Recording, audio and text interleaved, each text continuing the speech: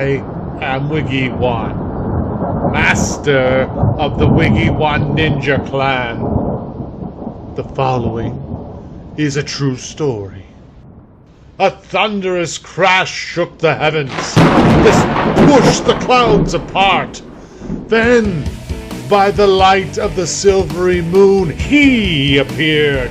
The Bod God Kind Keanu, mounted atop the rainbow mecha unicorn. In a fierce gallop, they were upon me until Keanu pulled the reins tight. Whoa. With a voice that blared like a bazillion trumpets, he said to me, "You, Wiggy Man, know that your ninja clan has served me well. But now I must ask more of your righteous software skills. I therefore command you to start making top 5 things videos, Brah."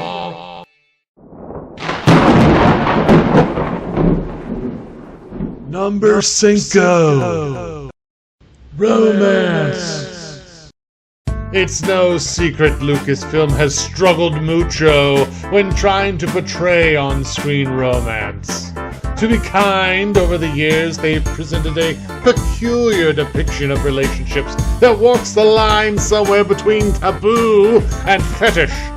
This is especially highlighted by questionable decisions made by choice Betty female protagonists.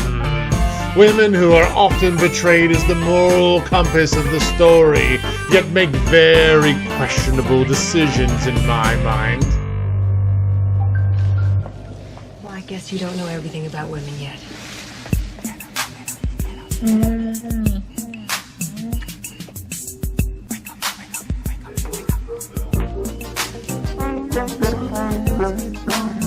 I killed them all. They're dead, every single one of them. And not just the men, but the women and the children too.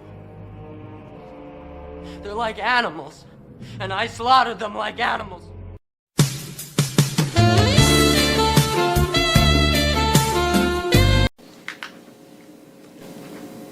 I may have gone too far in a few places.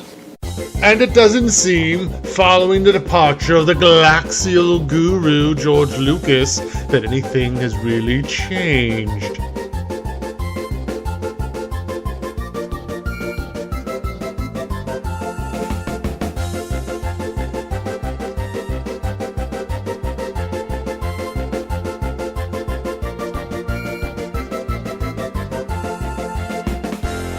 I saved you.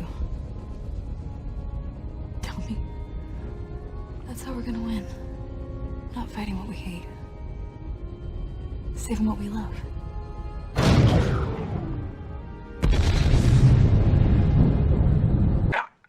You using the whole fist, Doc? Just relax. This is the original Star Wars poster from 1977.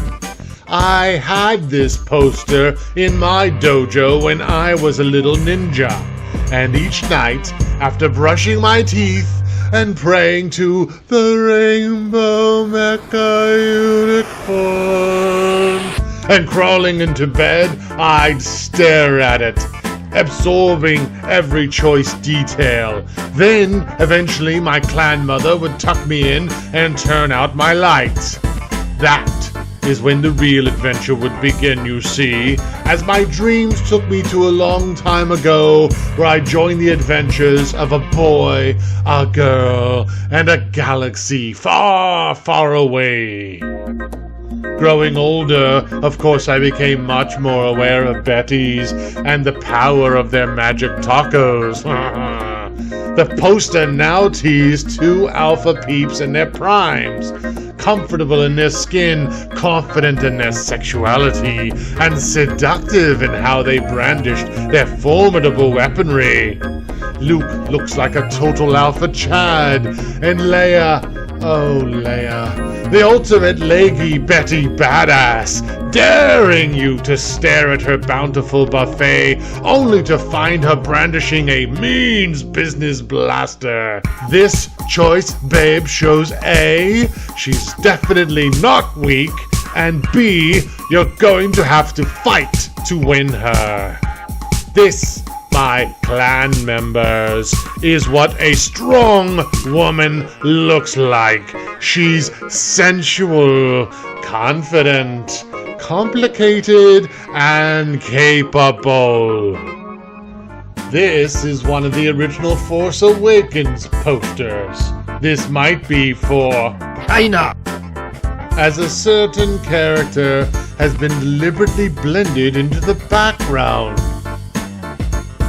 Beyond the annoying fact that none of this is hand-drawn like the beautiful 77 classic, it's just a bogus mishmash, and it's not entirely clear who the main characters are. But more importantly, for Lucasfilm, it's a very safe, asexual, and generic image. This, in my view, is most detrimental to the character of Rey. Whatever you feel about her acting, I'm certain most people agree Daisy Ridley is attractive. And I'm certain during the original casting process, this was a chief consideration. But along comes Lucasfilm with their puritanical perversions where women don't need no man. Avoid physical contact with men. Stop taking my hand! And dress like Rose Tico. God, no! By the way, here's an entirely unrelated photo of Kelly Marie Tran. Vietnam, man! Vietnam! Now, I'm not saying we need to turn Rey into a sex symbol. I'm not saying Rey should flash her A-cups. Especially as we know Kylo already has the best boobs in Star Wars. No. All I'm asking is for Lucasfilm to have the cojones to show us a traditional romance, as I believe was intended for Rey and Finn. You know, before they decided to compromise their story to placate China. I believe this because in The Rise of Skywalker, there is a plot hole that is never addressed in the final edit. Ray! Ray, I never told you Ray! What was Finn trying to tell Rey? Well, according to Lucasfilm, it wasn't that he loved her. No. It was that he wanted his Jedi pal to know he too was Force sensitive. Because when facing certain death, a man who's been bottling up emotions his whole life, now desperate, knowing these are his last moments, screams the name of the woman across from him, and with pleading eyes and a broken voice, from the cruel measure of fate, wants to tell Rey, I'm Force sensitive. No, he wants to tell Rey, you should know I diversified my portfolio by adding a 401k. Clearly, in the original edit, Finn was going to declare his love for Rey. But this akin was changed to kowtow to China. But it didn't work out, you see. To be fair, Chinese cinema doesn't really understand romance either. 检查过之后写出多么关键单，我呀什么能不知道？我那个到底没弄呢？要你都是很尴尬，我讲到处都尴尬个呢。你尴尬我只差中场，头里蛮弄女。哦，知道你那种对个呀。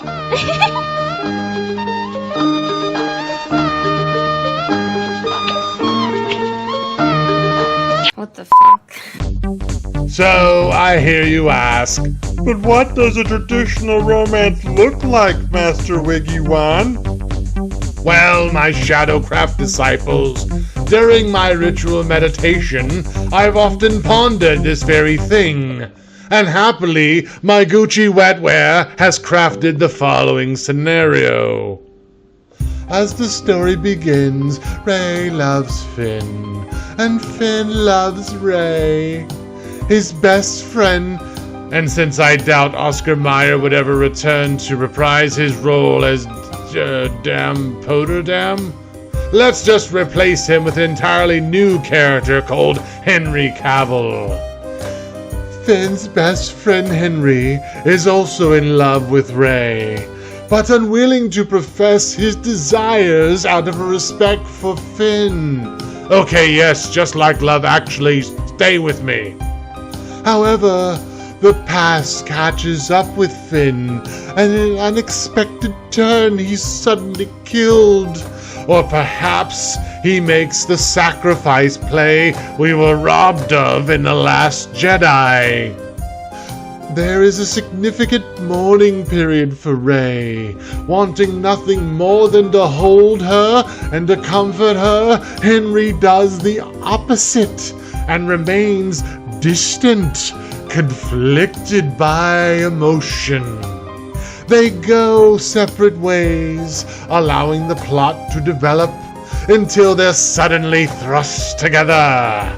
Rey must overcome her distrust of a friend whom, when she needed him most, turned her away, whilst Henry must overcome his fears and admit the truth about his love for her. Before feelings are reconciled, the tension boils over into the movie's climax, where boom! They fall in love. But now I hear you say, "But Master Wiggy Wan, I'm not into lovey-dovey chick flicks." And I'm here to tell you, my shrouded silent assassins, including the gnarly nug of movies The Empire Strikes Back, several classic films have incorporated traditional romance while staying true to the story they wish to tell. None of these films would be classified as romantic comedies or interpersonal dramas or adult fantasy like Moonlighting.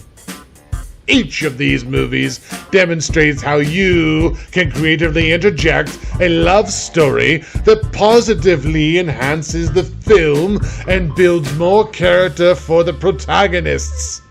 The simple truth is that men and women love one another and have for quite a long time. Equally true is that men and women need one another, and again have for quite a long time. In fact, you could say stories incorporating traditional romance began a long time ago.